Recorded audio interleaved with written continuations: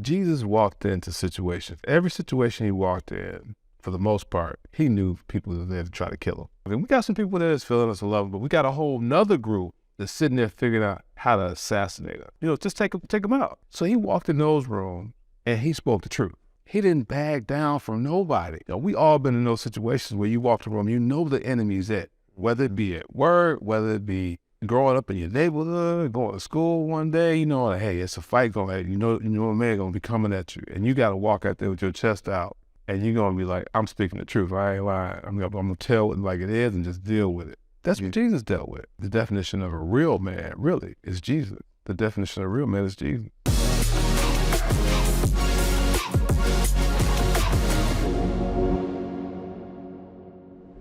What's up, everybody? Welcome to another episode of the Today for Tomorrow podcast. We're back in the boardroom. We're back in the boardroom with the fellas. I'm Martel. Pastor Rock. Mike Wright. And today, we're going to talk about the definition of a man. Yes, sir. So, definition of a man. I got a song in my head. Like, it's a man's world. But ain't nothing without a good woman. But anyway, that's not where we're going. I'm sorry. So this subject, the definition of a man, I feel like a lot of people don't get this. A lot of people don't actually have a definition for it. We go through life, we have our fathers, our uncles, our, father figures in our lives. And, we get understanding of like how we think a man should be, but we never get it distilled to, this is what a man is. These are the responsibilities of a man. This is what a man is supposed to do, and this is what he's not supposed to do. Yeah. And so, but I think, just like from our men's meetings, I think it's important to have that clear-cut definition and those clear-cut responsibilities, because then we're not just running around lost. We're not just doing things off of feelings, or because we saw, well, this dude did it like this, or my dad used to do it like this, so this must be the way it goes. We're coming from principles. We're coming from the Bible. The Bible already tells us the purpose of a man and what a man's supposed to do. So why do we need to try to make stuff up? That doesn't go with a kingdom.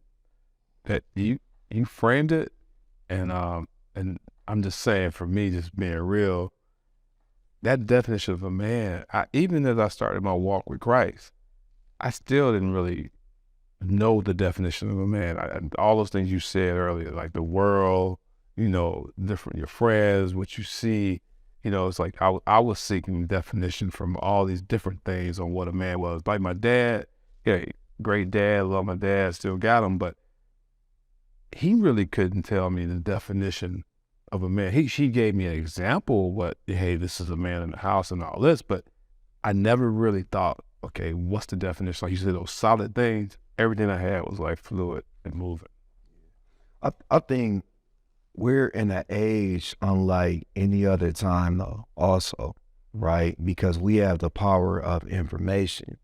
And a lot of how it was before, like you said, whoever was in your direct proximity and you thought was, manly or cool, that's kind of who you emulated, right? Now, you create these habits and you become a certain type of man. And let's say later in life, you realize that you want to pivot and you want to go closer towards God's way, or you just want to change some things. A lot of us have habits that you have to literally unlearn. And I think it gets challenging at times because you may have learned these habits from people that you love. And one thing I think is important as men, especially, we have to do a lot of self-reflection. We got to hold ourselves accountable, and we have to separate the lesson from the person, or the process from this particular person. You don't have to say that person is necessarily wrong, but you can say, you know what? I want to make a change. I don't want to pass that habit that may have been passed on to me, but I don't want to pass it forward to the next generation. I think we're in a good space right here, because like you were talking about, like you were alluding to there, there's got to be, we have to get our principles, we have to get our foundation from somewhere. Yeah. And if we're just, picking everything out from the sky or examples on TV or whatever, then our foundation won't be solid. Right. And so I think this is a perfect place to start if we're talking about the definition of man, is the authority of the Bible. Okay, so the written word, God breathed through these people, they wrote it, and these are the principles that are outlined for how we are supposed to exist. It's the reason that, and I was saying this in the meeting, it's the reason that I can speak with boldness. I can be courageous when I talk about things, because I know the principle is right here. This is what I believe, the word is what I believe is true. And this is the foundation of everything that I do and say. And so if it's in here, I know that it's right. And that doesn't matter how old you are. That doesn't matter how young you are. If you know the word as it says what it says, then you got your foundation. Yeah. And I think, going to the word, let's go to the man. Mm-hmm. And that's Jesus. Yeah. I mean, we talked about it in our man's meeting too. So, I mean, hey, I think we can look at Adam and look at Jesus and determine what's the bad definition of a man. But a lot of us have carried that definition and look at Jesus and say, what is a man? Definitely. Jesus, one thing that we know from every book that even mentions him is he didn't act on his own will. He listened to the Father. And so if we're talking about the definition of a man, the man, biblical, the godly man. Yeah. The godly. Newsflash, though. Understand, we are Christians. That's right. Yeah. We're talking about a godly man. And the godly man is led by God. And then everything that he does is from that. So that's the starter. I think that's very important. That's one of the main ingredients of being a godly man. Or just, like if I was coming up, they might say like a stand-up man. Because, I think it's important that we want to speak to all types of people, because a lot of people, and I'll say myself included, I wasn't necessarily raised to go to church every week, but I always knew God.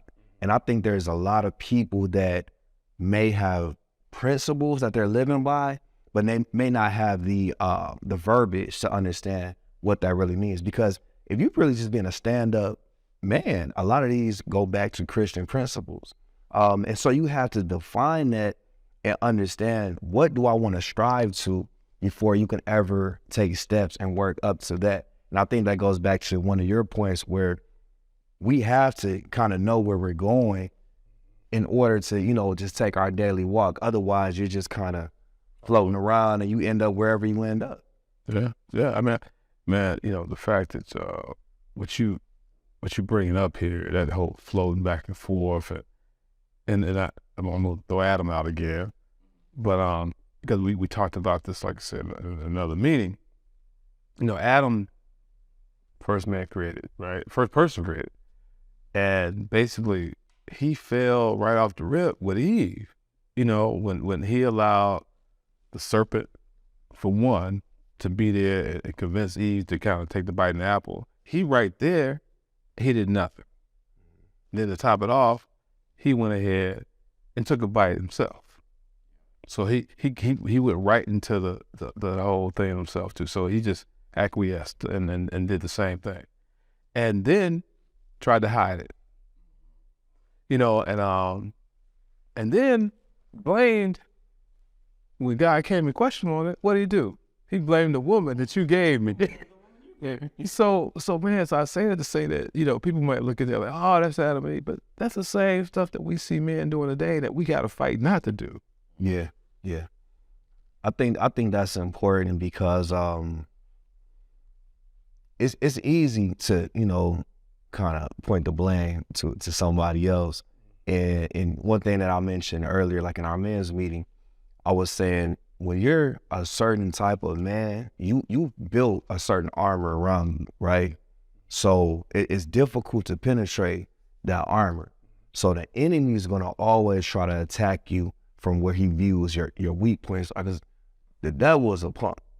You know what I'm saying? Jesus ain't no punk. That's really what it is. Yeah. The devil and the enemy is really the punk in this situation. If he know you're strong, you're committed, he's not going to try to come at you head up. He's going to try to come through what he views as your weaker points. And in a lot of ways, our women are not weaker than us, but they're meant to be our protectors. And I think they use different avenues to where the serpent was talking to Eve, saying, hey, why can't you? He got in her ear because he knew if he influences her, that she could go back and possibly influence Adam's. So I think let's define what a man is by first telling him what is not. Because you brought up Adam. You brought up some really good points about he's shifting blame. He wasn't taking care of his responsibilities. And we were talking about there's a lot of females standing up because the guys are not. Yeah. So let's throw out a few things that a man is not. Okay. And I jump on that because I think the world, one thing a man is not that the world tells us that a man should be is this masculine figure that actually leads with an iron fist, they home, their family, and all that. I mean, the world tells you got to, you walk up in there and you lay the law down in your home. But in reality, we supposed to be leaders in our home with love.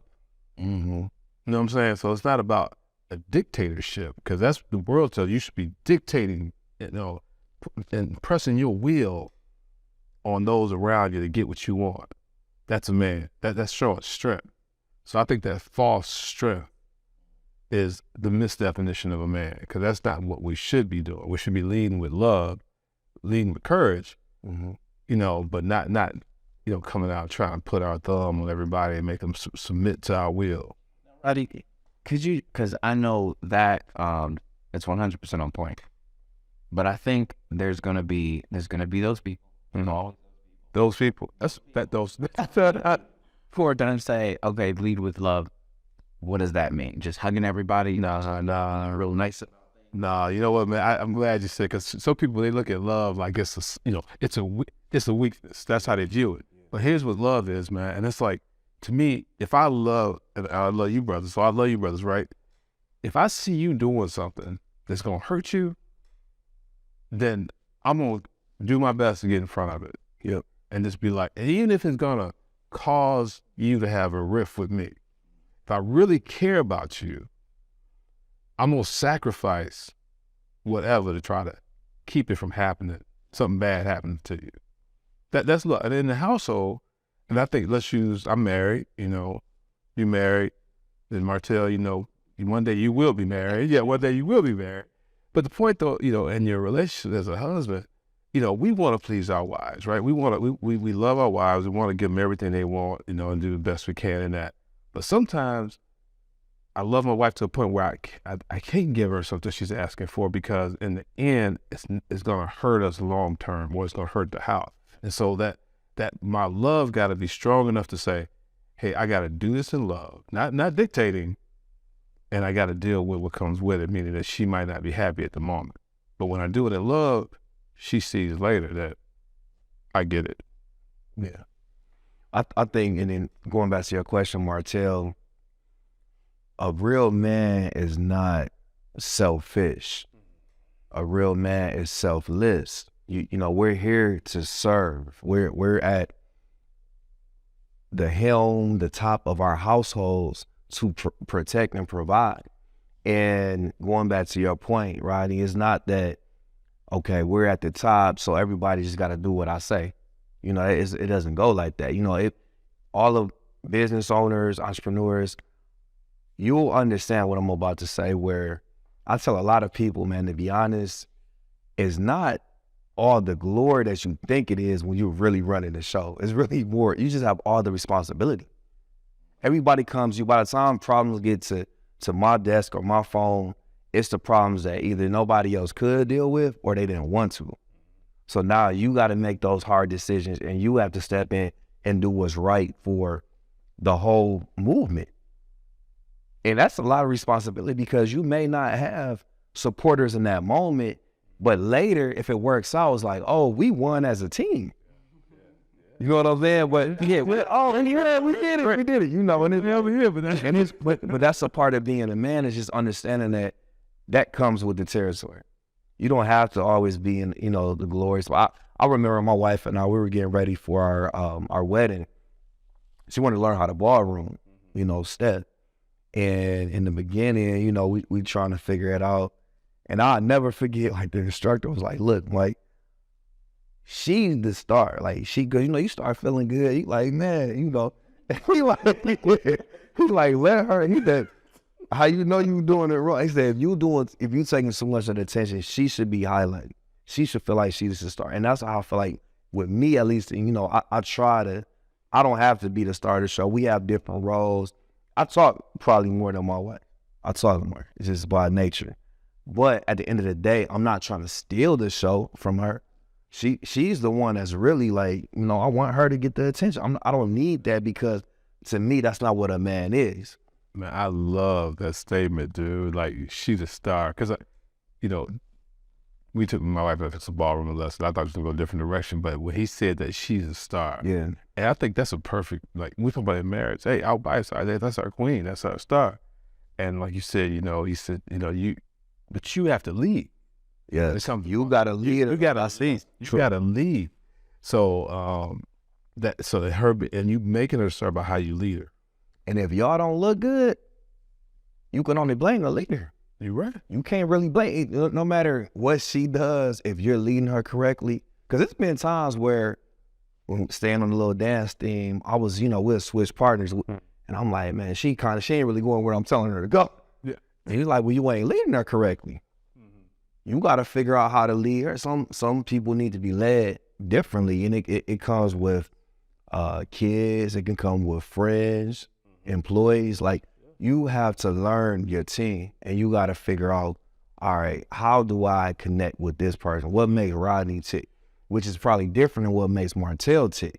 And a good coach is going to always understand each player's strengths and weaknesses. But that goes back to your point about being selfless, and even the subject of love. Because if love's involved and you being selfless, you're thinking about the other person. Because you have to consciously think about that other person, how they move, what's their, where their strengths are, where their weaknesses are, and trying to put them in a situation where they're going to be successful. Right.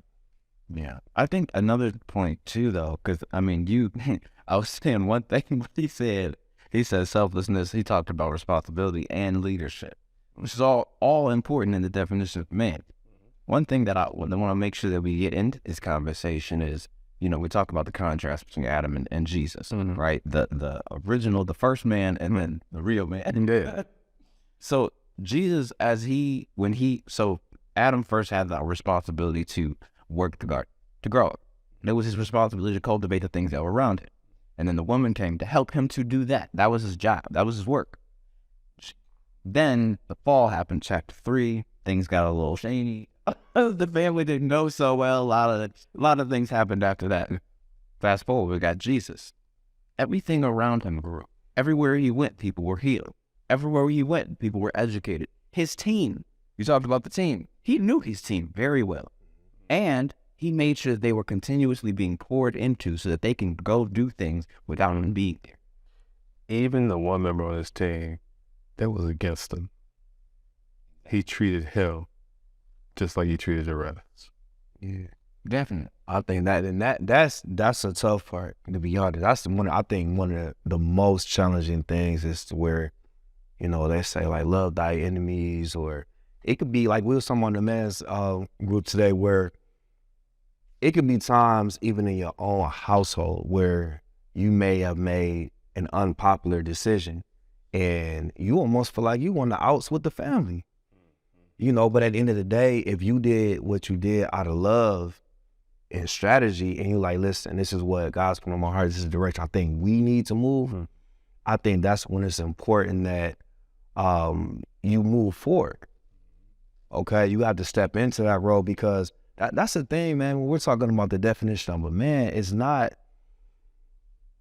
sometimes you gotta make the hard decisions. It's not all fun, to be honest. Like it's really, it's times where it just is what it is. It takes what it takes. Like we kind of say, like, it is what it is. But it can be very fulfilling, though. It can be very fulfilling. No doubt. I mean, so Martell, we talked about Adam, you talked about Jesus. So we've been on that Adam side a little bit. And I think people look at Jesus, and myself included, when I, growing up, Jesus, he loved everybody. I saw this soft Jesus, right? Until I learned, until I started to really get into it, understand that, because people just say, well, how Jesus is the model of a man? Because he just took it all, Well, that's where, I just want to throw this out there for people just to think about. Jesus walked into situations. Every situation he walked in, for the most part, he knew people were there to try to kill him. Pharisees and Sadducees. Okay, it's like us walking. Yeah, most morning. It's like us walking into a room, a group of folks, and we talking. We got some people there that's feeling us and loving, but we got a whole nother group that's sitting there figuring out how to assassinate us. Yeah, how can I get him off his? Yeah, how can I get off? And really kill him. Just take him out. So he walked in those rooms, and he spoke the truth. He didn't back down from nobody. That's a man. That's some heart. It takes a man to walk in a room. We all been in those situations where you walk in a room, the enemy's at, whether it be at work, whether it be growing up in your neighborhood, going to school one day, like, hey, it's a fight going on. A man gonna be coming at you, and you got to walk out there with your chest out, and you're gonna be like, I'm speaking the truth. I ain't lying. I'm gonna tell it like it is and just deal with it. That's what Jesus dealt with. He definitely, and it's like, it's. I love that you said that, because he, without question, like we were talking about in the very beginning, about like he knew what he stood on. He knew exactly what he stood on, but he also knew what he had in his belt. He knew he wasn't playing with the people. Yeah. And so like we were talking about not too long ago, I'm like, Jesus, and we were supposed to actually pick up on this conversation, because I was like, Jesus is not a punk. He was not a punk. And when I say that because when he did his work, when he was on the earth for his 33 years, when he was on the earth for his 33 years, during that time when he started his ministry, and then he was leading the disciples, and he was going out to the sick and the hungry and the homeless and all those other people, the thing is, there was never a point in time where Jesus was like, ooh, I don't think we should go over there. They a little wild on that side. No, it was like, my Father told me to do this. I got the authority. I'm coming with the authority of heaven with me right now. But I know that I'm supposed to do what the Father says. And I know that he's got me taken care of in this situation. So I have no other choice but to lead boldly. And so from when we're looking at it from the outside looking in, sometimes without understanding the principles here, we might think, oh, he turned the other cheek, he must be weak. He didn't never knock nobody out, he must be weak. Those people was trying to, they were testing him on a daily basis. And he ain't never flipped out on a single person. Nope. It was because Jesus knew what he was working with, and he knew his responsibility. He wasn't just focused on, I'm upset with you, so I'm about to take it up with you, and you about to feel this wrath. Okay? No. He was like, I got a responsibility to be here, and I know what I've got. I know what I can call a legion of angels to come and take you out, but you ain't worth that. I'm here for a greater purpose than that. And because I am the leader, everybody for the rest of existence is going to be looking at my example. So if I don't play my cards right, if I do pop off and smack this dude, it's going to be written that I failed. I was visualizing Jesus smacking somebody, but you on point, Martell. You on fire, and then flip it over to Adam. Adam in the garden, snake right there talking to Eve. Right there. Somebody mentioned, like, man, why didn't he just chop off the snake head? Why didn't he just, take care of that right there? Because he didn't step up. He didn't step up. And Jesus, time and time again, he showed up. Yep. He showed up when it was time. Just before he was taken off to be crucified, when his homie was right next to him, he cut off the man's ear. He was like, hold up. I know you upset. They trying to take me in. They trying to crucify me. And I know you don't fully understand what's going on right here, but there's a lot at play. Okay? So I need you to calm down, and I'm going to go willingly, because if I wasn't willing, they couldn't take me. Well, that's a boss move right there. Because you like, you about to say something? Yeah, I was just thinking as you were describing how when you know like the power that you're capable of, but you demonstrate like restraint, to me, that's more challenging and that's more tough than somebody just, stepping into, like the rah ready to fight it. I always explain this with my kids because they wrestle right now. And I try to explain to them like, look, man, it's really a skill set. And like their coach always says, you can't look at somebody and know if they can wrestle. It'd be the kid that you would never expect, and they're just going there and annihilate somebody.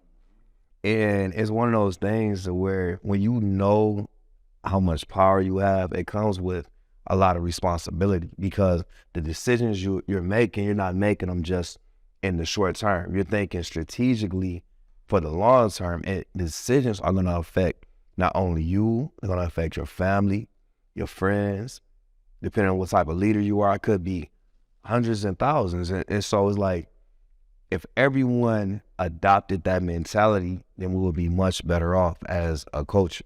But unfortunately, I think a lot of men in particular operate from a scarcity mentality. Okay, so basically, if you're getting yours, it may not be enough for me. So I got to do whatever I can do to get you off your pivot so I can get some of the, whatever the pot of gold. When the reality is, whatever's for you is going to be for you. I should be encouraging you. I should be like, look, I want everything for you because that's for you, man. I'm happy to see it. And then you going to do the same thing for Rodney. You cheering him on. And it's like, that to me is what creates a certain type of energy. But unfortunately, a lot of men are broken too. That's another thing. We got to keep it real.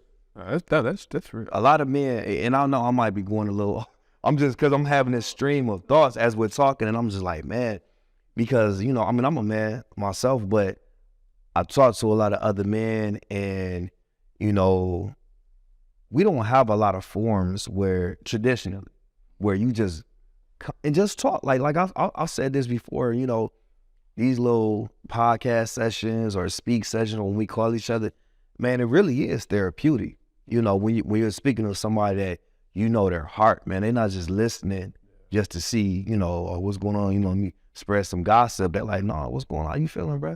Most people ask people, how you feeling out of habit. Mm-hmm. They barely wait for you to respond. Hey, how you doing? Yeah, so look, what I was thinking is, look, when we gonna do it? And it's like, you kind of just roll with it. Yep. That's right. Actually, I'm not Wow. And then it'll throw you off sometimes. You're like, oh. And sometimes, Okay. but sometimes they don't even hear you. Sometimes they don't even hear you. They don't know what to say because we're not equipped to handle this stuff a lot of times. And this is where, going back to the theme of the definition of a man, I think a real man is constantly seeking to improve. Understanding like, look, we were born in sin. We were born very flawed, but it's okay. It's not an excuse just to say, okay, I can do whatever I want because I was born like this. No, it's that I acknowledge that I have faults. I'm not perfect. I don't think anybody in here is perfect. We don't try to say we are, but at the end of the day, we're fighting a good fight daily, and we're striving to improve ourselves. Yeah. About this. Well, no, I think that two things. One, I think that's incredibly important, and I'm glad that you said it because we have to continuously improve. We have to. Yeah. God started with putting Adam in the garden, but it wasn't supposed to stay just this amount of space. Mm. He was supposed to spread it around the whole world. So it was already built into creation for him to be continuously growing. Yeah. He had to be able to develop more. He had to be able to actually manage this across the whole planet. That was his mandate. That was his role. And it's like us today, it's important for us to continuously grow because if we don't, how can we continue to cultivate the people and the things around us if we not even grow? Right. Yes. Yeah. It don't make sense. Yeah, as we sit there and talk, I mean, we talked about our meeting today, and I think the points you brought up, Mike, too, some of the points brought out about the definition of man, and I think they made them kind of clear in the material we were going through today. I mean, the whole resist passivity, lead courageously, live eternally, and I think it's a fourth one I'm missing, but it should accept responsibility. Exactly. Those four things, I mean, if anybody, as we sit here and talk, it is at the core of all what we're talking about, how that's what Jesus did. He wasn't passive, okay, but Adam was. He led courageously. Adam didn't. He accepted responsibility. What God told him to do, he accepted the responsibility to do. Adam didn't. What he was doing had much greater implications than the present time that he was alive. Mm-hmm. He knew if he slapped homie, it was going to be bad for everybody. Yes. After that, Yes. Yeah. he was living eternally. If I want to just give Jesus a shout out. Yeah. We should. Jesus did, like, I don't think people really, when you read through it, you might just get the story and you're like, okay, he did some cool stuff. He was crucified. He, died, buried, was resurrected for our, sins and everything like that. That's dope. But you got to understand that his death, incredibly important. His life was incredibly important because he laid out the example. And the entire time he had to keep in mind, he had to be disciplined enough not to snap, not to break character, not to, I'm following God's direction when I'm out there, but when I'm at home, I'm gonna just be crazy. I'm gonna not do stuff around these people because I want to be a little bit upset. I'm gonna go slap homie because he really set me off. Man, you described a lot of people I know, and sometimes we gotta watch that with that example you gave because you see it, right?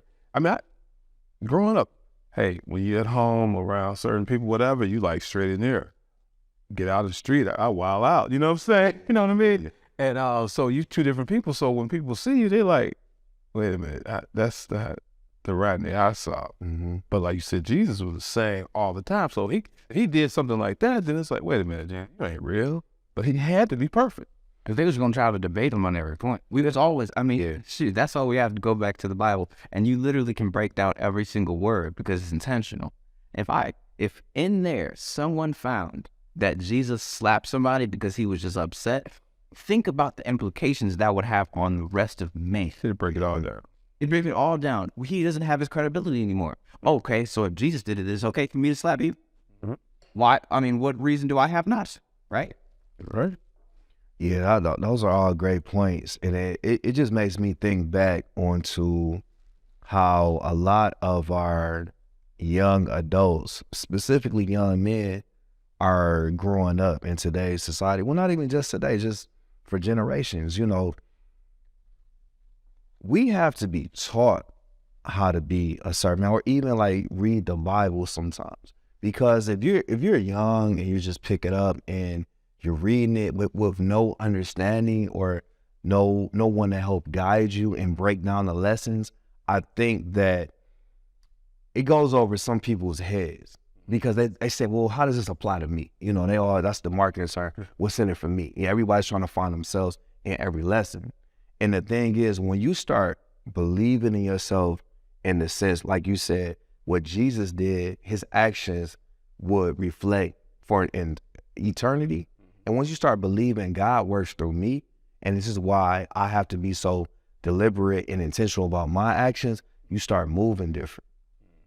Even when you find yourself in certain situations, it's like you have these moments like, why am I here? Yeah. And I've done it myself. That's why I'm speaking to it. I've been, like we would talk about the reluctant leader, where like I'm evolving, I'm changing. My mind, my spirit is in a different vibration right now. But it becomes challenging because you're like, okay, I still have people I love that may be in another world, or it's just in another type of time, the wavelength. And you got to make those hard decisions, but it's not that you're separating yourself from these people. You're just evolving to the next level of your greater self. God take you to a new place. Yeah. Yeah, and I think, and I know we kind of get to the tail end here, and one thing that kind of just keep flashing in my head, because we started out talking about the definition of a man, but man, maybe it's really the definition of a real man, really, is Jesus. The definition of a real man is Jesus. Obviously, it's a reason that you're watching this, and the biggest thing is you have to seek environments that are going to promote the wavelength that either you're on or you're striving to get to. So you have to seek more things like this, because just being honest, it may not come natural to everyone. anything that you haven't spent a lot of time on is going to feel a little awkward. But you can get better at it. The more you do it, the more repetitions, muscle memory, all those things are going to help you just get to that next level. So Let's go ahead and just put this into the definition. The reason we started this episode trying to figure out what is the definition of a man. So based on what we've talked about, I'm going to go ahead and just go through our list and then put it into a statement. And then you guys, add in, see if we missed out anything. But then we'll put it into one succinct, this is the definition of a man. Okay. All right? Okay. It's a big task. But I think we've covered a lot of it. But the first thing we talked about is a man loves. So if I'm going to get the definition of a man, I know that a man is someone who leads with love. But it's not him leading by his own will, because the second thing we talked about is being selfless. He leads for everyone else. And the definition, when we talk about a leader, Jesus led by example, okay? And so when you look at him, he did things for us. The reason that he didn't slap somebody, I'm going to keep saying that. The reason that he didn't is because he knew that it was going to mess Micah. He knew that it was going to mess Roddy. He knew that we might not even exist if he did that. So he was selfless in it. The next thing we talked about is taking responsibility. A man has to be one who's going to say, you know what? I'll take that one on, because if I take it on, I can change the situation. If I'm always shifting the blame and saying, well, that was Rodney's fault. Rodney had everything to do with that, and my life sucks because of Rodney. It is now out of my control. Now it's all dependent on what Rodney does. But a man, he's going to take responsibility for his actions. He's going to take responsibility for the things around him. He's going to do things so that he can improve and continue to cultivate the things around him. The next thing we talked about is as a leader. A man has to be able to lead, but we're led first by God. I can't lead. If I've got no direction myself, then how am I going to lead confidently? You know what I'm saying? Yeah. Oh, you right on point. And even to be a good leader, you have to be able to submit first. Before you can lead anyone, you have to submit to something. Yeah. You really got to be able to follow, right? Yeah. And Christ follows Father. 100%. 100%. And then the last two things is a cultivator. We talked about it. You see, if I'm a man, I have to be developing myself personally. And then in that, I'm also supposed to be developing everything else around in my business. That could be my business, that could be my relationship, that could be my kids, that could be my education. Whatever it is, I'm supposed to be continuously growing that thing, because just like Adam in the garden, his responsibility was to work that garden, grow the garden, till the garden, and then expand it across the planet. And if he did not do that, or if he never continued to develop, he could never do all that. And did he make it around the world? He did. And then eternally minded. Jesus was eternally minded. Jesus is our definition of a man.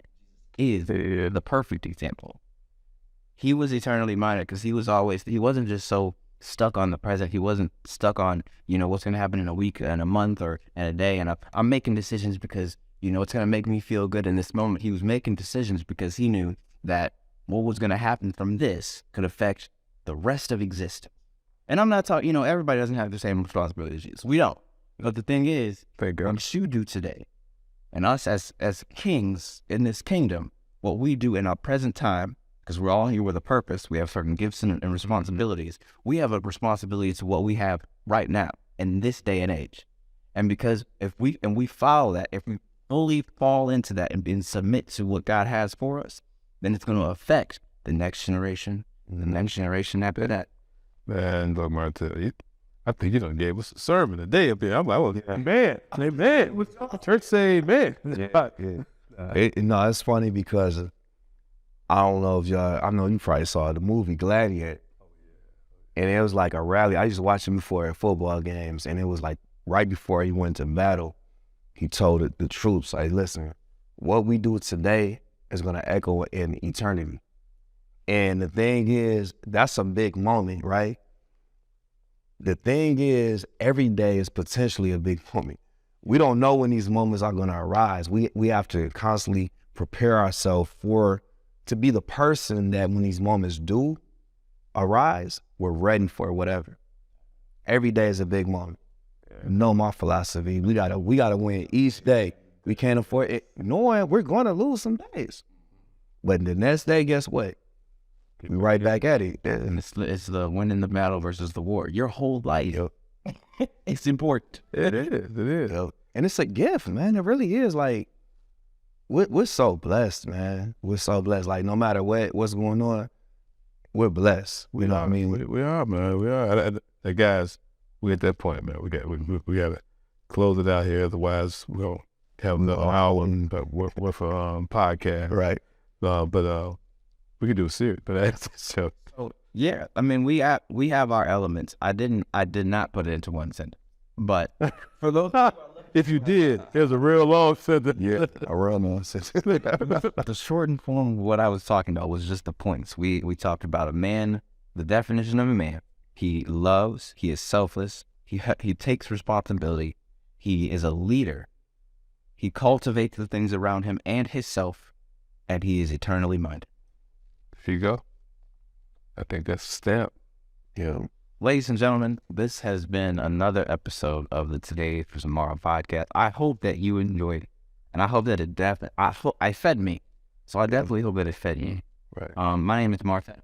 Pastor Rod. Mike Wright. And we hope to see you next week. Peace.